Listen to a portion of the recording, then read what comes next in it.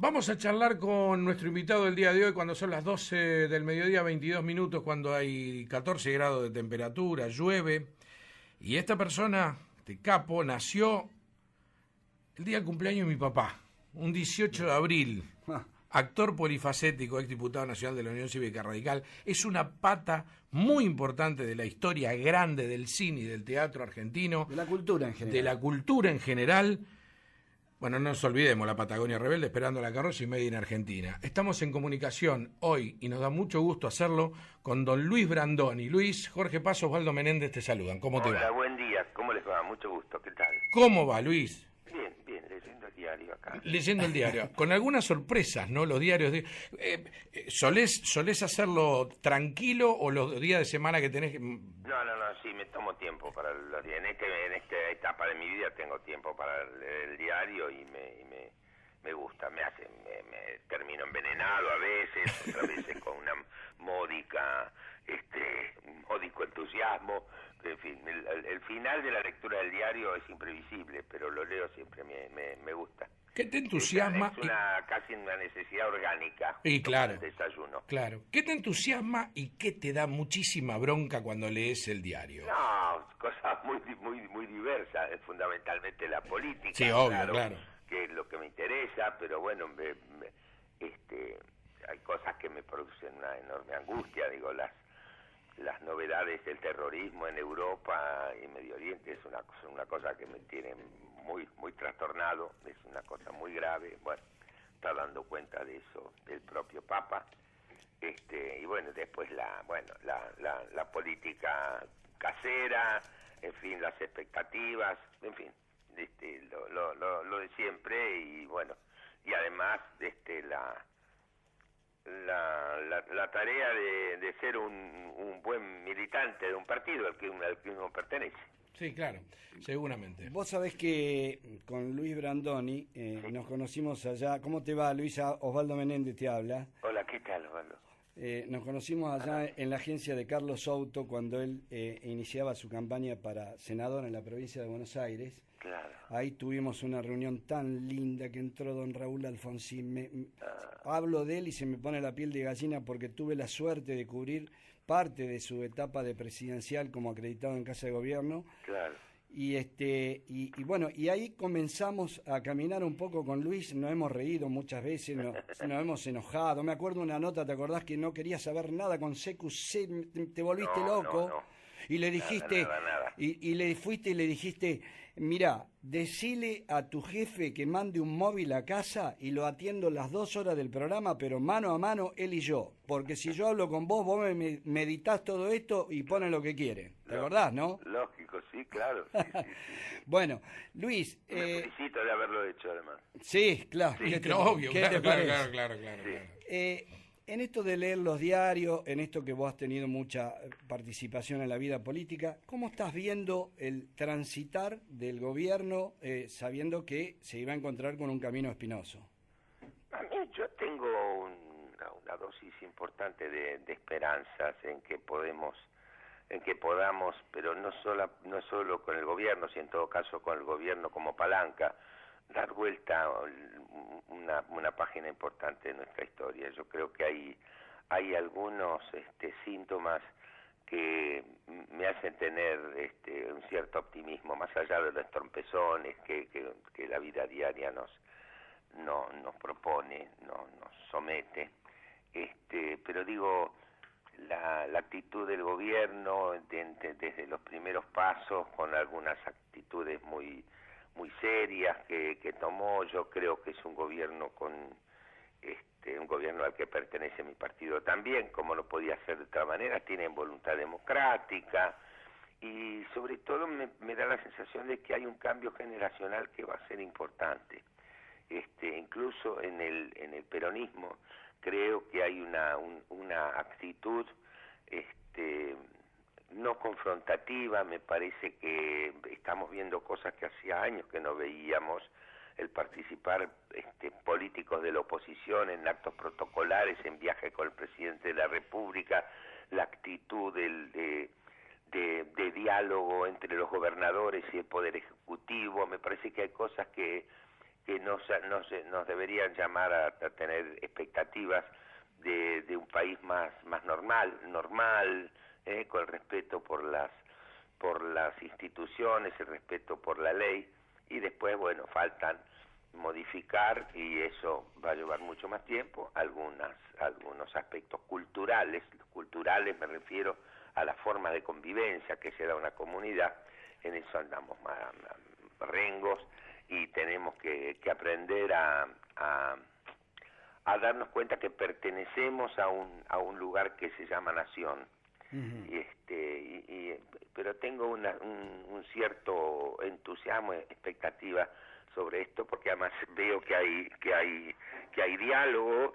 Me entusiasma ver que al gobierno no le debe causar ninguna gracia, pero a mí me entusiasma ver que en el Parlamento no hay una mayoría absoluta, de modo que esas cosas se conversan. Han salido leyes muy importantes en consonancia con distintas fuerzas políticas. Eso me alienta mucho. Luis, vos sabés que de lo que vos estabas diciendo, y a vos te debe dar tristeza también, a mí me da muchísima tristeza una frase que aplicaste recién, y a vos te debe dar también. Elogiaste a este gobierno porque tiene vocación democrática, con lo que costó volver a la democracia, que tengamos que elogiar un gobierno que tiene vocación democrática. Claro, que debiera ser lo más normal del mundo. Exactamente, no es, ¿me entendés? No es tristísimo, es muy triste es verdad, porque nos costó un Perú, Luis, conseguir la democracia. Costó mucho. Y además, bueno, acabas de recordar a un hombre que tiene mucho que ver con la democracia de la Argentina, que fue Raúl Alfonsín. Oh. Así todo le costó enormemente, y no lo entendieron, y no lo quisieron entender. Yo tengo recuerdos penosos de eso. Que el Partido Justicialista no haya formado parte de la CONADEP es de una gravedad extraordinaria. Tremendo. Es una gravedad extraordinaria. ¿Vos sabés que Y ayer... encima se hicieron los creadores, los inventores de los derechos humanos. Vos sabés que ayer en una estación de subte hay una evocación a don Ernesto Sábato, y mi hijo, en la estación Congreso Tucumán, y mi hijo de 6 años, me preguntó quién era don Ernesto, y le conté la historia de la CONADEP. Sí. Y esto que decís tiene que ver con un poco empezar a enseñarle a los pibes que no vivieron eso, que no... Hay que hacerlo, es una responsabilidad de los mayores, hay que hacerlos. Hacé un chequeo casero a mano, manual. Preguntale a muchachos de 17, 18, 20, 25 años qué saben del juicio a la Junta. Claro. El gobierno peronista no enseñó el juicio a las juntas a los chicos de la secundaria, soy testigo. Les enseñaban la ley de punto final y obediencia de vida, y no enseñaban el juicio a la Junta. Son cosas muy, muy graves, y hay que enseñar a los chicos. Necesitan saber que llegaron al mundo en un país que ya existió, que no empieza con ellos, que la historia no tiene 12 años de antigüedad, que tiene muchas más. Tenemos que trabajar en eso. A eso me refiero cuando hablaba de los cambios culturales. Nosotros vamos a ver un poco, digamos nosotros, yo no, por lo menos, un horizonte un poco más despejado, después de por lo menos 2 décadas de modificar la educación en la Argentina. Eso no es como una inundación o como un problema económico. Las crisis económicas se solucionaron con bastante rapidez, así también se arruinaron. Sí, claro. Pero mejorar la educación va a llevar décadas.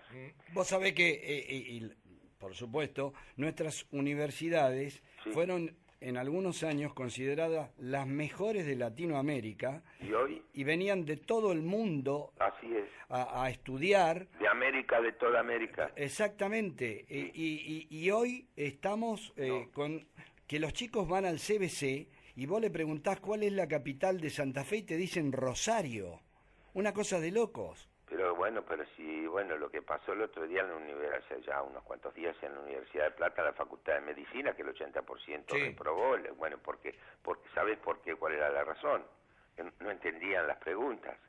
Sí. Es decir, leen las letras, todas las letras y las palabras de corrido, pero no encuentran el sentido, de modo que esto es una gravedad extrema. Una de las actividades que desarrollo, por suerte, y me enorgullezco y me da una luz al alma, es ser docente en escuelas de periodismo. No me digas. Sí, Claro que sí.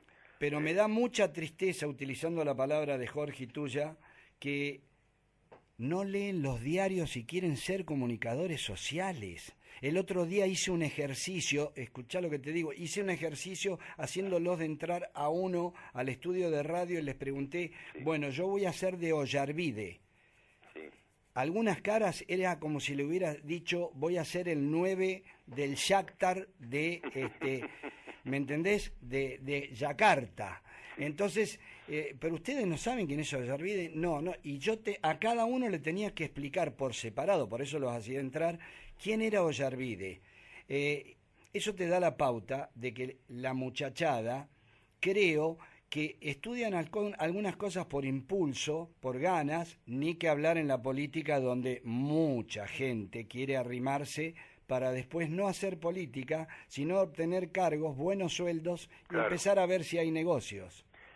Claro, pero bueno, pero esto es general. Yo en mi ámbito también pienso lo mismo. Digo, cuando yo era un estudiante del conservatorio, cuando empecé en la carrera, estábamos desesperados por conseguir entradas gratuitas, porque la guita no sobraba, y mangábamos entradas y veíamos actores que si podíamos entrar. A mí, en mi caso personal, estoy haciendo teatro desde hace tanto tiempo seguido, debe hacer 10, 12 años, 15, que un estudiante de teatro no me pide una entrada. Claro. Luis, entonces, ¿cómo vas a hacer? ¿Qué dejó Cristina Kirchner estos últimos, y Cristina y Néstor Kirchner estos últimos 12 años? A ver, vamos a entrar en un lugar común que todo el mundo sabemos que tiran valija por arriba de los techos y todo eso lo sabemos. A ver, haciendo un análisis vos desde la política, pero más allá desde el ciudadano Luis Brandoni, ¿qué te dejó qué te dejaron estos 12 años? Dejaron un sabor muy amargo, porque se ocuparon de dividir al país para poder manejarlo. Esto es lo más grave, incluso más grave que la corrupción, porque han dañado el tejido social. Y nosotros tenemos una responsabilidad, los que queremos ser buenos ciudadanos, de restaurar ese tejido social. Y esto va a llevar mucho tiempo, porque yo tengo 76 años, y yo escuchaba por radio los discursos de Perón, cuando dijo, y para los enemigos ni justicia. Eso siguió calando hondo entre nosotros, pero ese gobierno de los Kirchner hicieron un punto fundamental de su palanca de poder, la división entre ellos y nosotros. Me parece que eso es lo más grave y lo que tenemos que atender primero, con la mejor buena voluntad. Y yo estoy haciendo esfuerzos en eso y no dejarme llevar por una reacción visceral, y creer que efectivamente se puede convivir. Yo tengo una experiencia de mi vida, que es la Asociación de Actores, claro, donde convivimos gente, era un cuerpo colegiado de 24 miembros, dirigentes gremiales ad honorem, que pensábamos muy distintos y teníamos una convicción absoluta de que las diferencias que podíamos tener de tipo político, de tipo partidario, se postergaban, porque lo importante era cumplir con nuestra tarea de ser dirigentes gremiales, ¿entendés? Claro. Se puede, no es mentira, sí se puede, y en esto estamos haciendo pequeños esfuerzos, y en el trato, pero me parece que lo más grave es eso. Y entonces yo hace ya tiempo que hago un pequeño ejercicio ciudadano, que es, por ejemplo, dejar pasar al peatón cuando voy a doblar una esquina con mi auto. Uh-huh.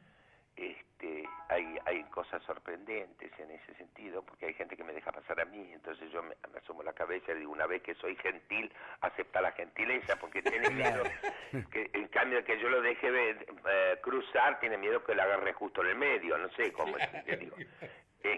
Pero el trato cotidiano también tiene que ver en el respeto y en la sensación de que estamos bajo un mismo techo, en un mismo suelo. Vos sabés que, escuchándote, Luis, estaba mirando que en una nota que le ha hecho el diario Clarín al expresidente español Felipe González, ajá, en uno de sus análisis dice por ahí que él nota que hay en este momento una crisis de liderazgo muy seria en el mundo.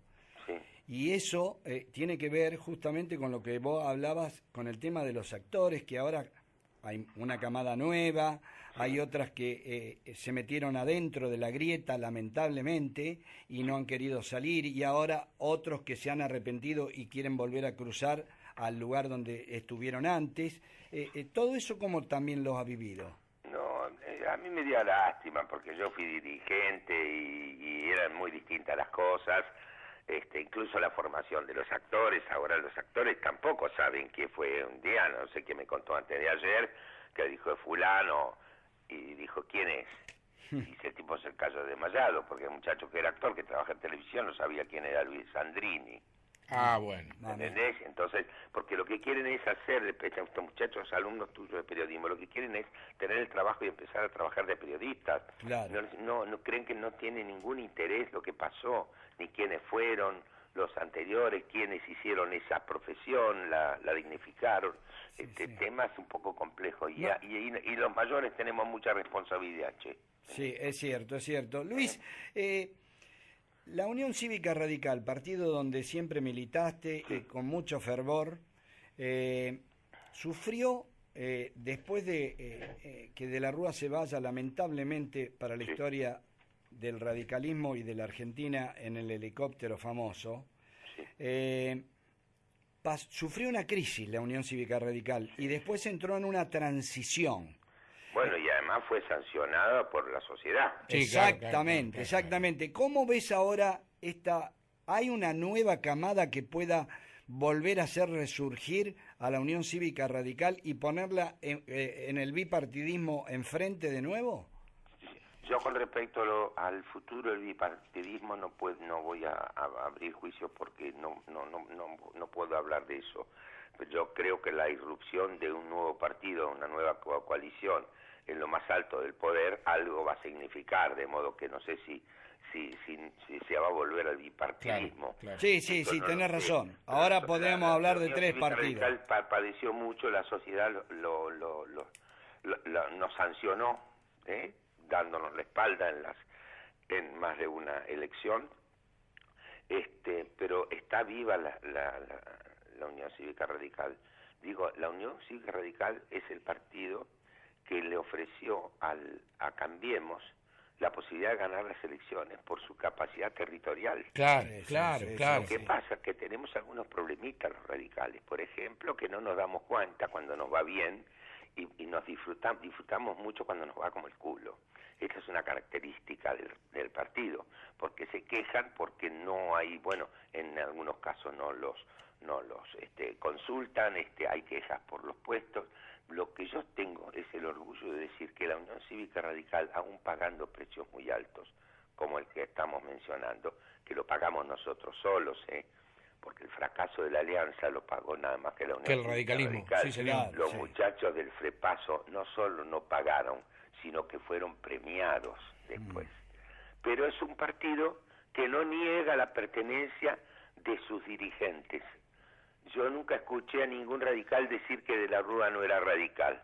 El peronismo sí lo hace con Isabel, con Menem, ¿entendés? Sí, se hacen cargo. Este es radical, se mandó una macana, pero es radical. Sí, pero es radical. Pero yo tengo el orgullo de decir que, bueno, en definitiva, ¿cómo se liberó este país de Carlos Menem? Con la participación de la Unión Cívica Radical. Claro. ¿Y cómo se terminó el kirchnerismo? Con los radicales participación también. de la Unión Cívica Radical. Es verdad. Entonces, con eso me parece que te contesto. Y además, con 444 municipalidades, más 3 provincias, Claro. más una presencia histórica en el Congreso de la Nación, me parece que firmarle el certificado de función es un poco aventurado. Es un poco aventurado. Vos sabés, Luis, que hay una cosa que el gobierno anterior no pudo hacer. Y, yo esto lo miro desde el lado del arte, ¿no? Y vamos a meternos un poquito en la cultura. En la cultura, en el arte y en tu hermosísima Parque Lezama, pero digo, el gobierno anterior pudo con algunas personas a las que declaró enemigos, pudo con todo, pero con el talento no pudo, porque Pepe Soriano siguió actuando, porque vos seguiste, porque Oscar Martínez, porque Ricardo Darín, que no eran kirchneristas, siguen laburando y siguieron laburando y no pudieron hacer nada contra eso.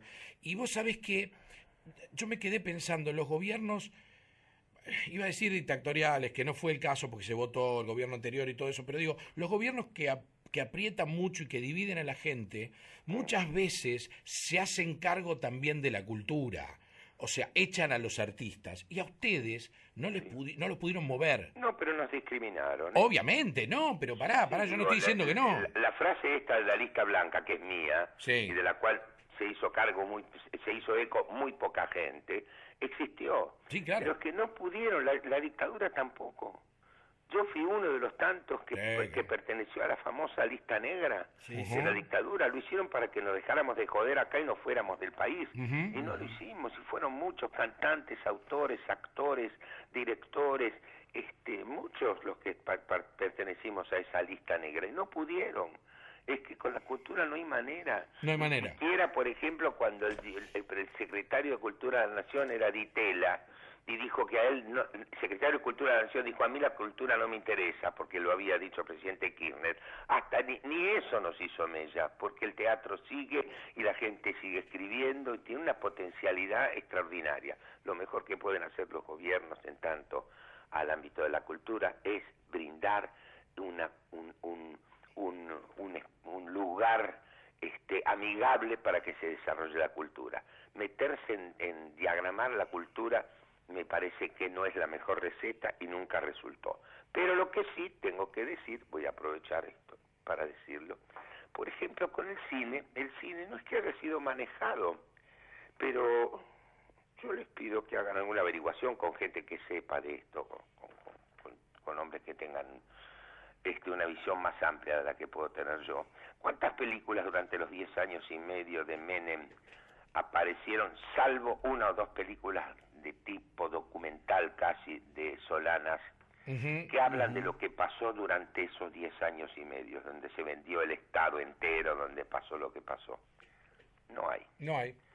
¿Cuáles son las películas que cuentan todo lo que pasó, algo de lo que pasó, no documentalmente, sino, por ejemplo, el efecto social de algunas medidas? Digo, en la época de Menem, el cierre de los ferrocarriles ameritaba 10, 12, 14, 20 películas de los pueblos que quedaron desiertos, de lo que pasó, ¿no? La venta de las empresas del Estado. No están. En este caso, todo lo que pasó durante este gobierno, ¿hay alguna película que refleje algo de eso? No, un homenaje aquí. Bueno. Un homenaje aquí. Luis, ¿cómo te cayó, no es la palabra, cómo lo tomaste mejor la designación de Ángel Mahler como nuevo al frente de la cultura en la ciudad de Buenos Aires? Yo no tengo una opinión sobre Mahler, no lo conozco personalmente, conozco su trayectoria como músico, pero no me parece que sea una persona que no sé si está en condiciones de afrontar esa responsabilidad, pero más que eso no lo sé, porque además no sé qué es lo que piensa. Es una de las cosas que sería interesante conocer, qué es lo que piensa, aparte de escribir música para comedias musicales. No sé cómo piensa. Yo le deseo la mejor suerte, pero no tengo una opinión formada sobre él. Vos sabés que el otro día vos tuviste una reunión y justamente sos el último de los integrantes de esa linda reunión con Franchella, con Martínez y con el Puma Goiti, una cena. Sos el último porque los 4 ahora han hablado en este programa. De esa cena hablaron, Luis. Esa así cena, que, ojo, todos hablaron de esa cena. Ojo con lo que vas a decir porque hablaron de esa cena. Sí, y vos sabés que contaba el Puma, pero fue muy lindo que lo contara. Muy vehementemente lo contó. Sí, exactamente. Dijo que en la charla se había tocado el tema, muchachos, empecemos a darle bola a los autores argentinos, a las ficciones argentinas, terminemos un poco con lo extranjero, está muy lindo, los franceses están de moda, son un éxito, que esto, que el otro, pero démosle bola a lo argentino porque el argentino tiene autores, ficciones, guionistas, directores que son de primera línea, y es cierto. Y Es historia, Claro. exactamente. Claro. Y Mirá qué bien, me alegro mucho. El Puma decía, Luis me decía, dejen de joder con los franceses y denle bola a los autores argentinos. Eso decía. Luis, Bueno, eso es lo que hice durante más de 40 años. 40 años, claro. Bueno. Luis, Y ¿cómo? se puede, y tengo el gusto de haber estrenado algunos clásicos del Teatro Nacional, Sí, claro, sí, como claro. Made in Lanús, por ejemplo. Qué lindo que era eso. Luis, ¿cómo viene, cómo están hoy, después de tanto y de estar tan asentados, don Antonio Cardoso y León Schwartz? Que Muy quiero bien, decir, que anoche quiere... cumplimos, en la segunda función cumplimos la número 700. Mirá qué grande. Quiero decirle a la gente, por si acaso no la vio, Sí. que tienen que ir a verla, que Parque Les Ama son dos personajes, uno es Antonio Cardoso y otro León Schwartz, para que más o menos se hagan una idea. Uno un histórico dirigente comunista y el otro es el tipo, el no te metas. Y son maravillosos, pues son tiernos, son No, más lindos. de dos personajes, digamos. Obvio, sí, sí. Son personajes que aparecen por ahí, por el Parque Lezama, ¿no? Sí, claro, pero Traen digo... sus conflictos cada uno de ellos. Claro, pero es tan deliciosa la obra, tan deliciosa, dirigida obviamente por Juan José Campanella, y está Eduardo Blanco también, un actorazo. Pero digo, ¿cómo vienen con eso? Ya, me parece que ya lo transformaron ya en un clásico. Sí, pero igual el teatro tiene esa cosa de una naturaleza efímera. El teatro empieza y se muere todos los días, al principio y al final Mirá. de cada función. Qué buena frase. Nosotros, donde queda el teatro es en la memoria de la gente. Ujú. Se pueden sacar fotos, hacer algún video, pero el fenómeno, la ceremonia, empieza y termina en cada vez. De modo que esto va a terminar, probablemente a fin de año termine Parque Lezama, probablemente. Y entre tanto somos felices porque lo que ocurre con la gente, no sé qué día habrán ido, qué función, pero el final es apoteótico, entonces Es muy lindo. a uno le ayuda a seguir y renueva sus ganas de hacerlo. Luis, para ir finalizando y agradecer muchísimo tu No, al contrario, deferencia, al contrario. nos sentimos muy cómodos y te sentimos cómodo, por suerte. Sí. 76 años dijiste. Sí. Si tuvieras que hacer un balance, ¿qué cosas harías de nuevo y qué no? Muy pocas no haría, no sé, algunas tienen que ver con mi más absoluta intimidad, pero en general yo fui bien criado como hijo y como actor, tuve la suerte de poder elegir un camino que me hizo feliz. Yo quería ser actor y vivir de eso y lo logré. Eso es una bendición para un hombre, y me arrepiento de muy pocas cosas en la vida. Lo que sí me parece que algunos errores que he cometido, uno de los tantísimos errores que he cometido, podría no cometerlo, mejorar, si no entraría en la categoría de un tonto. Pero en general estoy contento con mi vida y lo que quiero es disfrutar en salud un poco más de tiempo para mí. Luis, la última pregunta, y se la hacemos a todos los invitados todos los domingos, porque el programa se llama Un Domingo Cualquiera. ¿Qué haces un domingo cualquiera? Bueno, a menudo como con algunos amigos míos de toda la vida, del barrio de River, ya que nos conocemos hace 60 años, a menudo como son sábados o domingos, normalmente los domingos, pero lo que pasa es que yo laburo los fines de semana. Claro. Llevo muchos años, llevo 54 años trabajando cuando la gente no trabaja, que este es el chiste de ser actor de teatro. Pues nosotros trabajamos cuando la gente te puede ir al teatro, de modo que... Sí.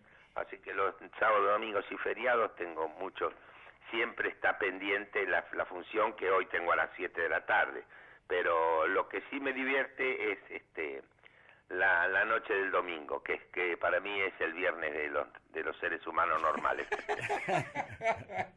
Luis Brandoni, ha sido un enorme gusto, placer querido, charlar contigo. Para mí también. Te mandamos un abrazo muy grande y muchísimas gracias por este tiempo que nos diste, No, que nos regalaste un domingo. Al contrario, hasta cualquier momento. Chao, Chao, Luis, Luis. hasta luego. Chao, Chao, chao.